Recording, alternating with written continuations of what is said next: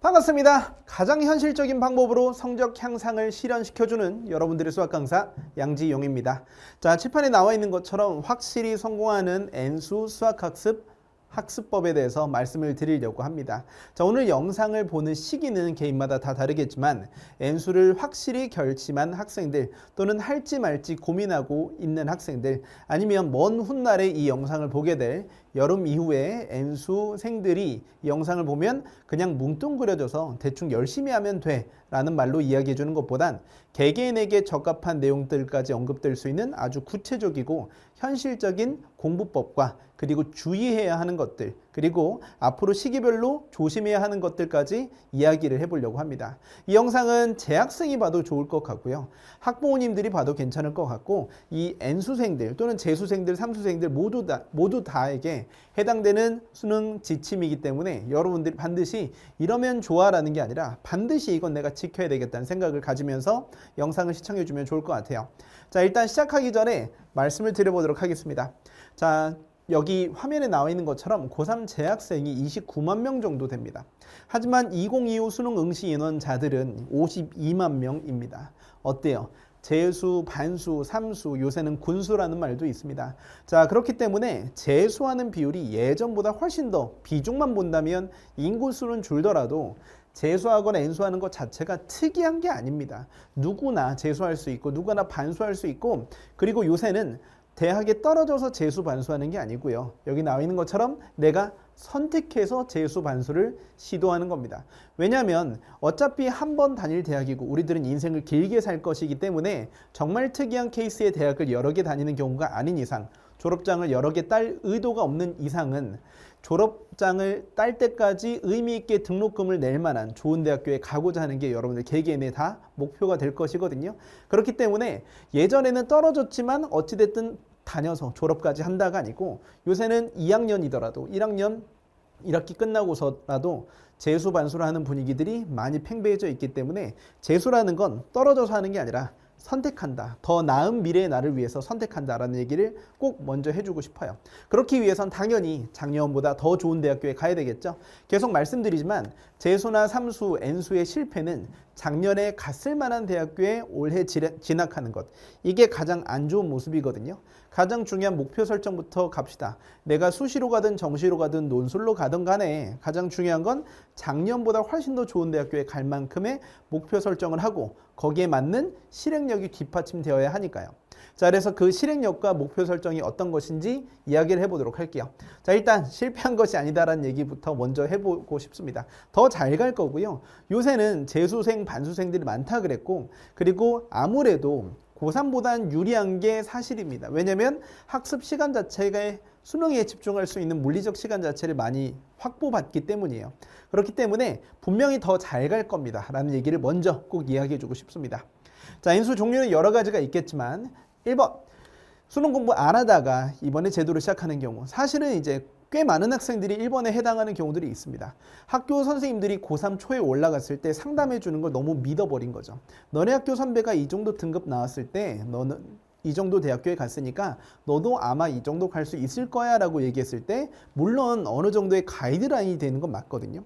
하지만 그걸 너무 맹신한 나머지 수능 최저 없는 대학교를 지원했는데 막상 가보니까 마음에 안 드는 경우도 있겠고요. 수능 최저를 못 맞추는 경우들도 있겠고요. 또는 터무니없이 높은 목표를 지정을 해서 수시원서 접수를 한 다음에 아쉬운 결과들이 나오는 경우들도 있겠죠. 그래서 자, 여러 가지 N수 종류들이 있겠지만 내가 어디에 해당하는지 좀 기억을 해보시고 자, 그래서 올해는 더 잘 가자라는 내용이 되겠죠. 자, 그러면 가장 중요한 내용이 이제부터 시작합니다.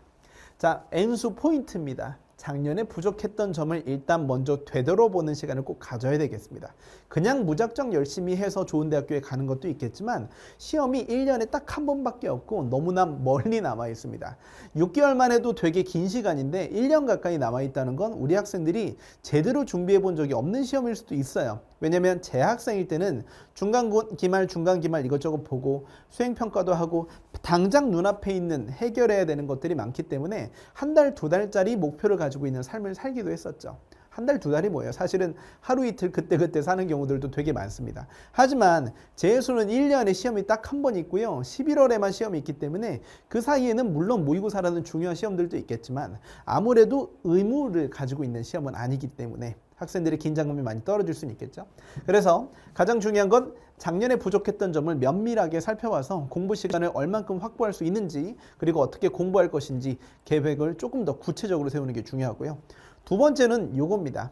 마냥 그냥 열심히 한다 이게 아니고 점수의 상한선이 높고 하한선이 높은 것도 있는데 가장 먼저 성적 향상이 일어나는 건 하한선이 높여가는 거예요. 상한선은 자기의 최고점을 얘기하는 거예요. 하한선은 자기 점수에 의뢰받는 점수의 최저점을 얘기하는 겁니다.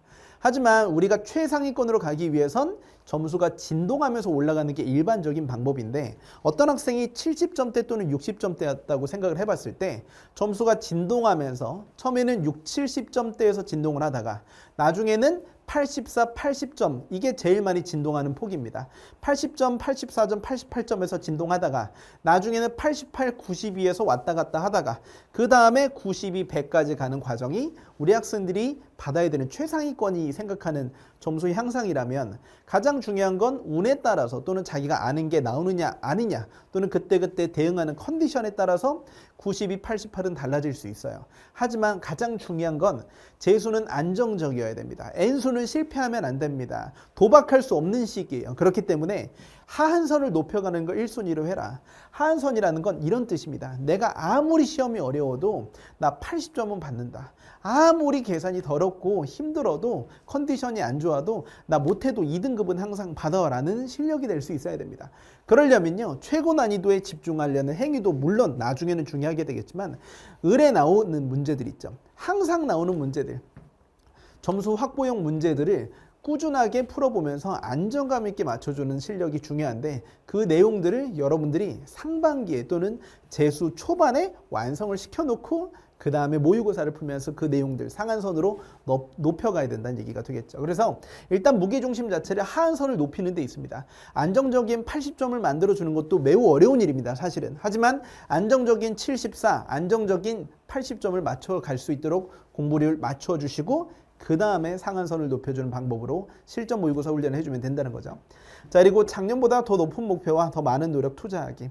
자, 사람들이 뭐 당연한 얘기죠. 내 많은 노력만 생각하는데 더 높은 목표까지 신경 써주시면 될 것 같아요.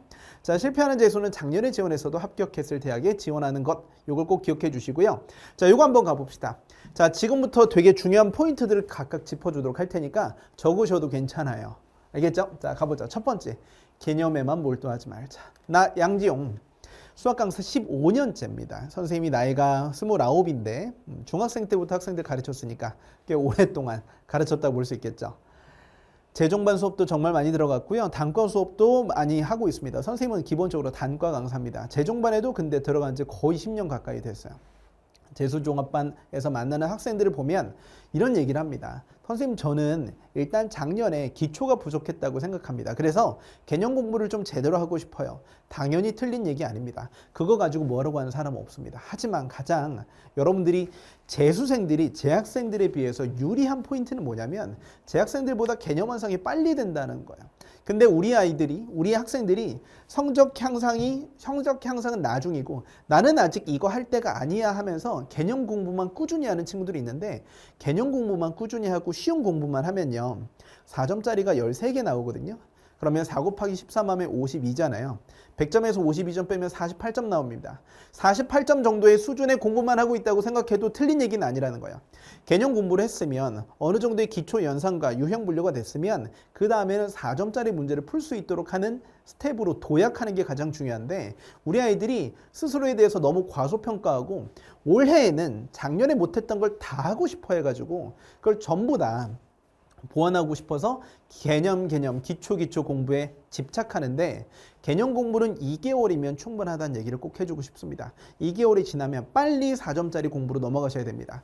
오해하지 마세요. 최고 난이도 문제를 풀란 얘기가 절대 아니고요. 쉬운 4점 문제 풀이를 무서워하지 말란 얘기입니다. 중간 난이도 4점짜리 11, 12, 13번 문제 풀이 하는 걸 너한테 풀라고 하는 거 아니니까 강사가 이렇게 푸는구나 라는 걸 보고 일관성을 탑재하란 얘기입니다. 하지만 나는 아직 이거 할 때가 아니야 하면서 시즌 1 때도 기초, 시즌 2 때도 기초, 기초, 시즌 3 때도 기초. 언제 심화할 거야? 심화라는 말에 너무 무서워하지 겁먹지 않았으면 좋겠습니다. 자, 그러면 언제 4점 할 거냐 이거지. 그래서 2개월 정도 개념 강좌를 들으시면 선생님마다 개념 강좌 커리큘럼 소요 시간이 어느 정도 되는지는 모르겠지만 선생님은 자양분이라고 생각합니다. 선생님 자양분에서도 2개월 이상 들을 필요 없다. 그리고 수원수투는 자양분 없이 필살기부터 들어도 괜찮다.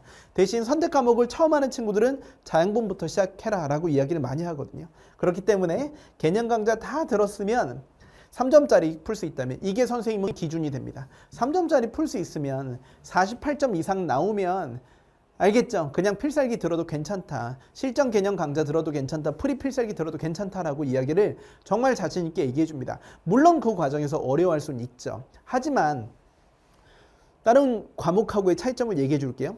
국어, 영어는요. 공부하면서도 내가 이해가 되는지 안 되는지 잘 모를 수가 있어. 왜? 일단 들리긴 하고 일단 읽을 수 있거든. 그러니까 내가 지금 3등급, 4등급이라 할지라도 일단 만족도가 크게 떨어지진 않아요. 하지만 수학은요.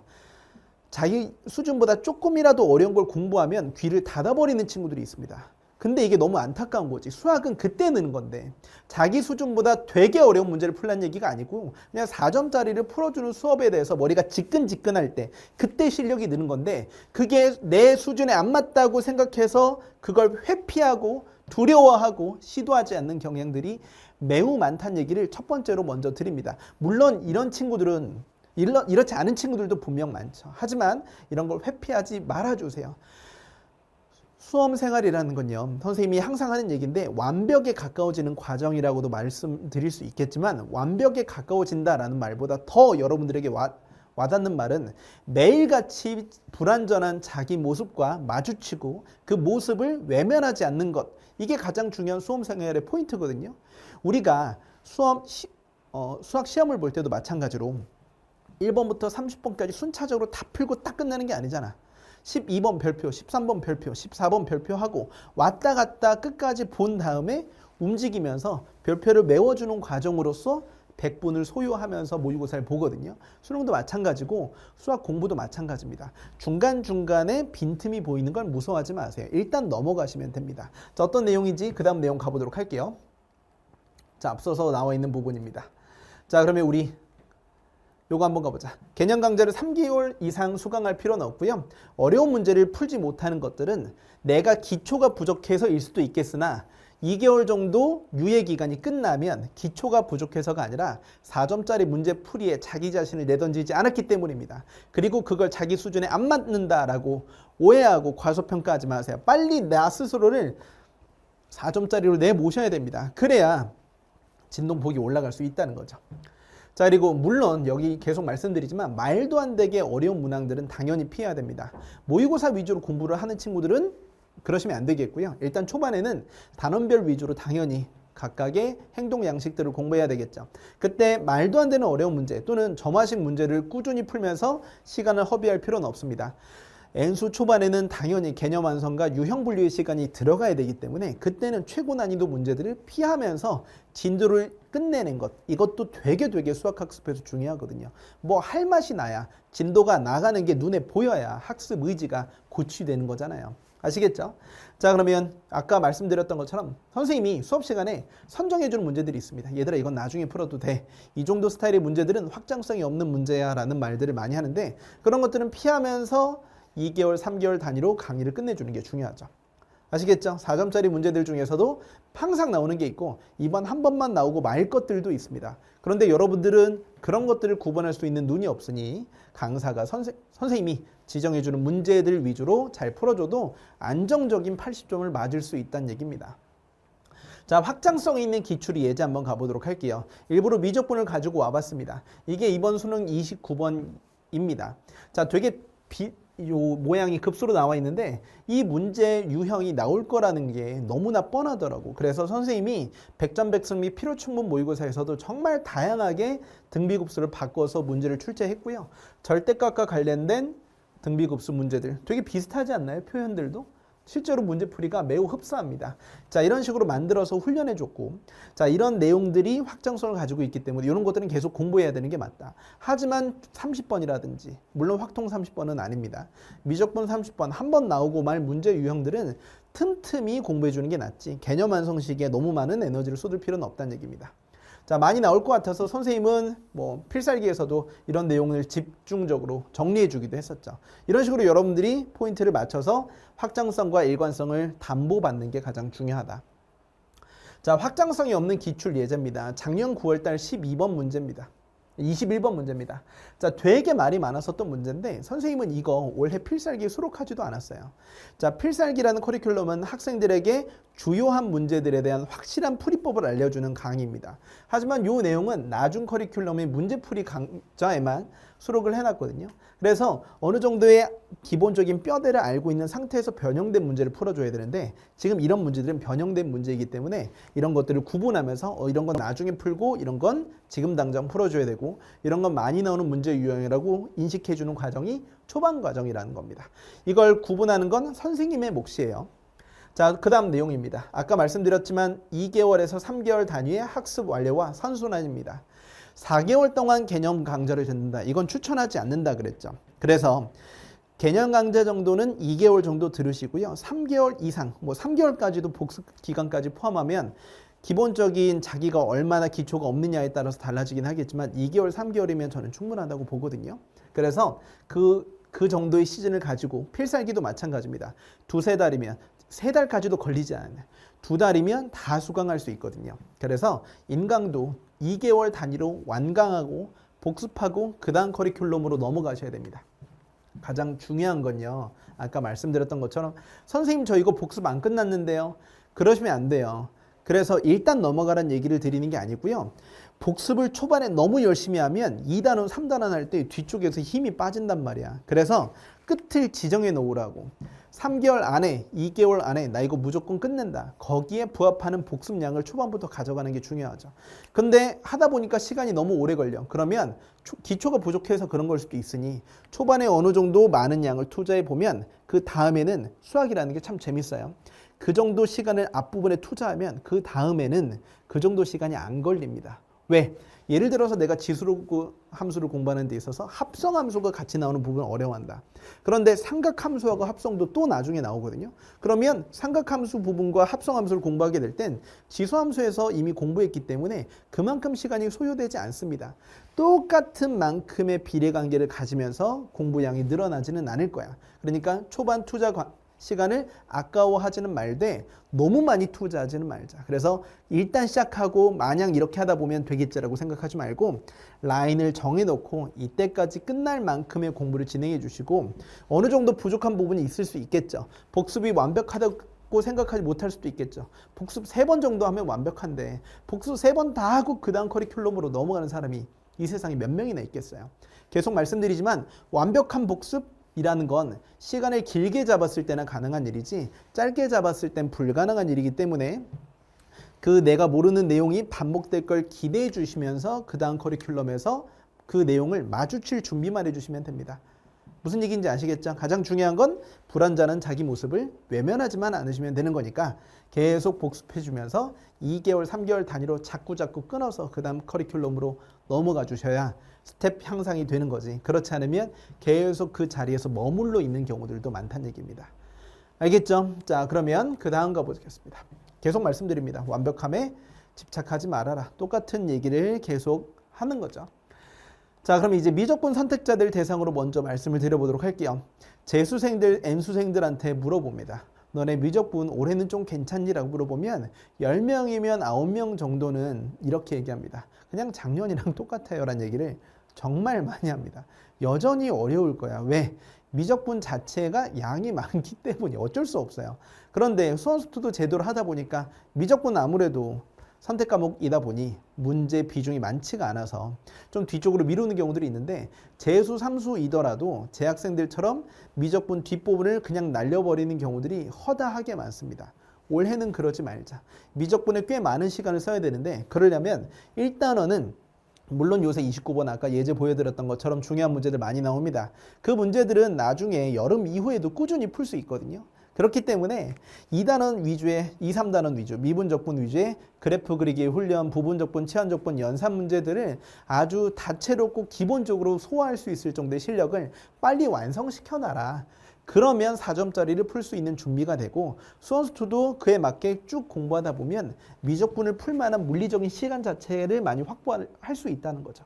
그래서 가장 중요한 건 미적분을 올해는 좀 제대로 28번, 29번까지는 맞출 수 있는 사람이 돼야 되지 않겠습니까? 그래서 미적분 예전에는 뭐 28, 29 겨우 하나 맞추거나 30번 읽어보지도 못하고 끝냈다면 올해는 좀 달라야 됩니다. 알겠죠? 그러려면 수원수투도 좀 빨리 풀어야 되니까 수원수투 공부도 열심히 잘 해줘야 되겠고요. 확통 선택자들 공부 한번 해보도록 할게요. 확통 학생들은요, 이런 얘기를 합시다. 수원수투랑 기준을 좀 다르게 가져가세요. 수원수투 어려운 거 맞죠? 미적분하고 확통 차이는 이거예요. 미적분 선택자들은 수원수투를 최대한 많이 맞고 미적분을 덜 틀려야 됩니다. 아시겠죠? 하지만 확통 선택자들은 확통을 무조건 다 맞아야 되고 그리고 수원수투에서 최대한 덜 틀려야 됩니다. 그래서 3, 4등급이라 할지라도 확통 8문제를 다 맞는 것 어려운 일 아닙니다. 왜냐하면 확통은 계속 쉬울 것이라고 예상되기 때문에 지금 현재 수준의 확통 공부랑 상관없이 수능 갈 때쯤이면 11월 나중에 수능 보기 직전 즈음이면 확통 8문제를 다 맞아야 되겠고요. 그게 여름 이후에 통계적 추정 이후에는 제대로 진도를 돌리기만 한다면 감각만 유지하면 충분히 다 맞을 수 있습니다. 선생님이 이번 학생들 예를 가지고 와보도록 할게요. 이 학생들이요, 전부 다 확통 선택자들인데 등급이 크게 높지는 않은 친구들 위주로 선생님한테 연락 온 친구들을 가지고 와봤어요. 첫 번째 수학 84점 받은 친구입니다. 이 친구는 76점 받은 친구예요. 참고로 이 친구는 처음에 30점대였습니다. 알겠죠? 근데 누구한테 배웠는지 모르겠지만 아마 난가? 자, 근데 그 친구가 7등급에서 76까지 올랐어요. 그리고 이 친구도 77점입니다. 근데 공통점 확인됩니까? 전부 다 확통은 다 맞았다. 76점, 77점, 84점 친구들도 확통은 다 맞는다는 얘기입니다. 이 친구보다 점수가 낮은 친구들도 확통을 다 맞아요. 그러니까 확통을 수원수투 맨 마지막 문제 버리듯이 을에 버리는 짓은 절대 하지 않았으면 좋겠습니다. 실질적인 예들을 많이 보여주잖아요. 이따가 선생님이 의대 합격한 친구들 막 다 보여줄 거예요. 이과 최상위권도 보여줄 텐데 그냥 문과 중하위권 학생들도 확통은 다 맞는다. 인강으로도 충분히 다 그게 가능할 수 있다는 얘기를 먼저 드립니다. 자, 그러면 그 다음 포인트로 넘어가 보도록 할게요. 이건 특히 이과 학생들에게 해당되는 얘기인데요. 특정 빠른 풀이에 집착하지 말 것. 이 선생님이 이런 풀이가 있대. 그거 안 나와, 얘들아. 알겠지? 평가원이 그걸 모를 리가 없어. 특정 사교육을 받은 사람에게 유리하지 않은 문제를 출제하고 낯선 표현을 만드는 게 중요하기 때문에 알겠죠? 그런 문제 풀이로서 풀리는 문제들을 의도적으로 배제하는 대상이지 출제가 권장되지 않습니다. 물론 여러 가지 테크닉 저도 가르치지만 선생님이 항상 기본적인 것과 테크닉들을 병행해서 가르치거든요. 그리고 그걸 선택하는, 풀이를 선택하는 과정들이 공부인 거야. 그러니까 그 내용들을 펼쳐놓고 공부할 때 너무 집착하지 말아라는 얘기를 드리고 싶어요. 자, 마찬가지로 컨텐츠에만 집착하는 것도 역시나 좋지 않습니다. 양질의 모의고사를 푸는 거 중요하죠. 선생님도 필요청문 모의고사라고 선생님 이름을 달고 나오는 모의고사가 있습니다. 하지만 필요청문 모의고사는 시즌 중후반 이후에 매우 중요하고 상반기에는 그냥 자기 문제풀이가 잘 되고 있는지 한 달에 한두 번 또는 시즌별로 풀어보시기만 하면 되는 거죠. 그래서 가장 중요한 건 N수 초반에는 개념 완성과 유형 분류, 4점 문제풀이의 기본적인 대응법을 잘 학습하는 게 포인트다. 아시겠죠? 그래서 초반부터 모의고사를 막 많이 풀고 미니 모의고사 요새 뭐 그런 거 있잖아요. 여러 가지 있는데 그게 필요한 사람들도 있겠지만 완성된 다음엔 그게 좋겠지만 완성하는 과정에는 크게 도움이 되지 않을 수도 있다는 얘기를 제가 드립니다. 자, 그리고 기출 분석 제대로 해라. 올해 제대로 해야 될 것 당연히 기출 분석이 되겠죠. 기출만큼 중요한 게 없습니다. 물론 미출제 요소도 중요하고 앞으로 기출이 섞여서 변형되는 문제들을 관찰하는 것도 너무너무 중요한데 지금까지 나왔던 게 어떤 거인 줄 아는 게 가장 먼저 아니겠습니까? 그래서 일관성과 확장성을 가진다. 이게 제가 아까 말씀드렸던 내용이잖아요. 일관성과 확장성을 가질 수 있는 내용들의 재료를 기출문제로서 확인해 주시면 됩니다. 가장 중요한 건 두 번째, 이런 문제들이 지금까지 나왔으니 이제는 어떻게 나올 거야를 머릿속에 알고 있어야 됩니다. 그냥 문제풀이만 진행하는 게 아니에요. 그 자세한 일을 선생님이 보여줘 보도록 할게요. 이게 2023 수능이고요. 이게 작년 6월달 문제입니다. 첫 번째 문제 보시면 A랑 B랑 똑같고 두 번째 문제는 B 빼기 A입니다. 자, 왼쪽과 오른쪽 넓이가 바뀌면서 넓이의 차이를 물어보고 있어요. 쟤네들은 B 빼기 A가 0인 거고 이건 B 빼기 A가 3분의 2인 겁니다. 하지만 두 문제의 차이점 알겠나요? 왼쪽에 있는 문제는 일부러 교점을 X축 위쪽에만 줘서 학생들이 아래쪽을 채우는 풀이로서 A 빼기 B를 A 빼기 C와 A 더하기 C와 B 더하기 C의 뺄셈으로 볼 수도 있었겠지만 지금 이 문제는 제가 학생들 시험지를 다 첨삭하면서 보거든요. 여기에서 일부러 X축 아래쪽에 나 있는 이 부분을 낑겨주면서 애들이 여기 있는 삼각형 면적을 따로 구하려고 하더라고. 거기에서 중하위권 학생들이 우수수 다 떨어지는 거야. 게다가 중간 교점 구하시면 당연히 안 되겠죠. 근데 지금까지 나왔던 것보다 살짝 뒤틀려서 이런 내용들을 출제하니까 애들이 거기에서 이미 나왔던 유형인데도 불구하고 실수하는 경우들이 매우 많더라. 그래서 선생님도 6월 이후에 나오는 재모의고사와 N제 문제들에 대해서도 넓이의 뺄셈을 물어볼 때 일부러 X축 아래쪽에 교점이 생기는 걸 많이 만들어 줬습니다. 그랬더니 수능 문제에도 이렇게 나왔죠. 이게 수능에서 13번 문제였습니다. 작년 수능. 자, 근데 요거 보시면 넓이의 뺄셈이에요. 똑같이 B 빼기 A를 물어봤는데 X축 아래쪽에 교점이 있는 거 확인할 수 있나요? 대신 뭐예요? 아까 문제랑 다르게 식을 안 줬죠. 방금 전 문제들은 식을 다 줬는데 지금 문제는 식에 대한 포인트만 제시하고 식을 세워서 넓이의 뺄셈을 물어보는 겁니다. 자, 지금처럼 기출을 제대로 알고 미출제 요소와 이게 어떻게 변형될지를 탐구하다 보면 근데 그 탐구는 내가 해주는 거야. 그러니까 선생님 강의를 수강하면 이런 내용들이 저절로 업그레이드가 될 수 있다는 겁니다. 문제 유형이 어떻게 발전하는지 확인할 수 있다는 거죠. 어떤 느낌인지 알겠죠? 자, 그러면 그 다음 포인트입니다. 갈수록 철저한 오답 정리가 중요하다. 그냥 풀어서 맞았다. 뭐 이런 것도 중요한 게 되겠지만 학생들이 질문을 해서 뭐 이해가 되면 다 그게 오답 정리가 끝나는 줄 아는데 오답 정리의 기준은 내가 한 달 후에 또는 일주일 후에 이 문제를 다시 맞닥뜨렸을 때 최고 좋은 방법으로 풀어낼 수 있는지 이게 기준이거든요. 그래서 여기 나와 있는 것처럼 왜 틀렸는지 나는 A라고 배웠는데 이건 B처럼 풀어야 되는 이유가 무엇인지 왜 이 방법을 떠올리지 못했는지를 철저하게 나만의 문장으로 만들어서 기억하는 게 중요해. 그래서 나는 어떻게 대처했고 이렇게 풀기 위해서 어떻게 기억해 줘야 될까라는 겁니다. 자, 일부러 선생님 첨삭풀지용 선생님 커리큘럼 중에서 학생들의 풀이를 전부 다 첨삭해주는 모의고사 주간지가 있습니다. 거기에 학생들이 어떻게 오답 정리했는지 볼게요. 이 친구도 매우 잘 봤던 학생이고요. 자, 소요 시간 적었고 이런 건 뭐 굳이 안 해도 됩니다. 찢었다, 찢겼다, 지졌다, 자기가 지졌다라고 얘기를 해줬는데 자, 실수했던 이유에 대해서 구체적으로 문장을 만들어주는 게 중요합니다. 이 친구 한번 가보시면 뭐 본인의 취약 부분, 중학도형, 할선정리 잘못 쓰는 부분 되게 사소한 부분이에요. 이 친구가 잘못 썼던 얘기. 근데 주로 많이 하는 실수들도 있기 때문에 이참에 기억해 놓기도 하겠고요. 계산 실수하는 부분들 복습 좀 해줘야 되고 자기가 어떤 단어 틀렸는지 기록도 할 수 있는 페이지가 있어요. 자, 이거 뭐 할선 정리 잘못 썼다, 문자 설정 잘못했다. 아주 구체적으로 자기가 뭐가 잘못됐는지 이유를 적어보는 행위가 되게 도움이 많이 됩니다. 오답 노트를 적으라는 얘기는 아니에요. 첨삭풀지용에 이런 내용들이 다 들어가 있고 제 수강생들은 1월 말부터 이런 첨삭풀지용에 대한 내용들을 다 공부할 수 있다. 자, 그래서 학생이 틀린 거 한번 가보도록 할게요. 크게 어렵지 않은데 이 친구 수학 잘하는 친구인데 이 크게 어렵지 않은 중간 4점짜리를 틀린 거란 말이지. 그래서 왜 틀렸니 보니까 엉뚱한 방법으로 지금 화면이 잘 안 보이는데 엉뚱한 방법으로 식을 전개해 버린 거야. 그래서 이 친구들이 그 다음 답지 봤더니 이렇게 풀면 되겠더라라고 반성을 해서 여기 보였지만 AM 플러스 1에 대해서 내림차순으로 정리하려고만 했다. 합차 공식을 의도적으로 떠올리는 것이 중요하다. 이렇게 문장을 쓰는 게 나는 중요하다고 봐요. 이걸 노트로 따로 만들어서 적어놓고 이것까지는 아니야. 그냥 그때그때 문장을 기억해 놓으면 그게 어디 안 가, 얘들아. 알겠니? 너네들이 이게 어디 갈까봐 스크랩 해놓고 적어놓고 사진 찍어서 정리해놓고 하는데 어차피 단원이 6개밖에 안 되니까 이 유형은 또 나온다니까. 2, 3개월 단위로 커리큘럼 끊어서 그 다음 걸로 넘어가라고 얘기했잖아. 그럼 그때 또 나오는 거야. 그때 잘하기만 하면 돼. 알겠니? 그럼 적어서 보지도 않잖아. 오답 노트가 중요하다는 얘기가 아닙니다. 오답 정리를 그때그때만 잘하시는 것만으로도 충분하다. 알겠죠?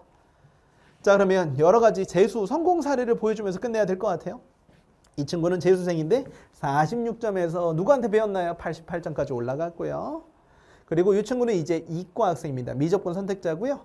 이 친구는 정시로 의대 갈 것 같아요. 자, 아주 수학 1등급. 이 친구 9월에도 100점 받았었는데.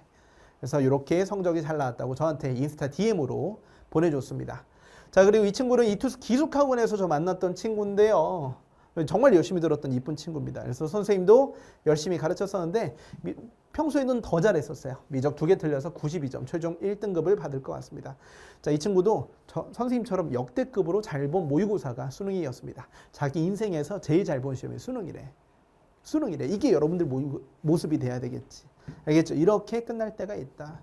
제가 부끄러움을 많이 타서 말씀 못 드렸지만 선택 과목 형광뿐만 아니라 공통 필살기와 백전백승 싹 다 수강했습니다. 정말 돈 많이 받았습니다. 뭐 선생님 잘생겼어요. 사랑해요. 이런 얘기는 없지만 뭐 그런 좋은 얘기.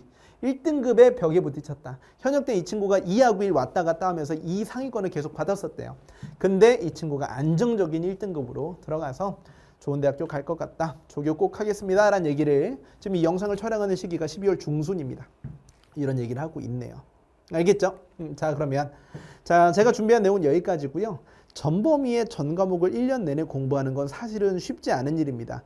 재수라 할지라도 힘들고요. 삼수라 할지라도 힘들고요. 그래서 우리가 당장 눈앞에 있는 2, 3개월의 커리큘럼을 잘 짜고 그에 따라서 제대로 공부하다 보면 작년의 우를 반복하지는 않을 것 같다는 생각에 이런 TCC를 제작을 해봤습니다. 아까 말씀드렸던 것처럼 완벽함을 기대하기보단 불완전한 모습을 외면하지 않는 것만으로도 여러분들의 성적은 꾸준히 오를 것입니다. 완벽함이라는 미명하에 아시겠죠? 완벽함이라는 미명하에 자기의 발전 속도를 더디게 하고 있는 건 아닐지 기억해 주시면서 난이도의 점층적인 향상을 선생님과 함께 진행해 주시다 보면 여러 가지 봤던 수강 후기들처럼 여러분들 이번 수능의 주인공은 바로 여러분들이 될 수 있다는 걸 꼭 말씀드리고 싶습니다. 자, 모든 선택은 아름답습니다. N수던 삼수건, 재수건, 군수건 가되 가장 중요한 건 여러분들이 이 길을 선택하는 겁니다. 안 해도 되는 공부였지만 한 번 더 도전하기로 선택한 우리 학생들의 모든 선택을 응원하고요. 그 과정에서 양지용 선생님이 큰 도움이 될 것이라고 자신 있게 말씀드릴 수 있습니다. 중요한 커리큘럼 내용은 커리큘럼 영상과 Q&A 게시판을 이용해 주시면 될 것 같고요. 우리 N수 화이팅입니다. 2016 수능 화이팅!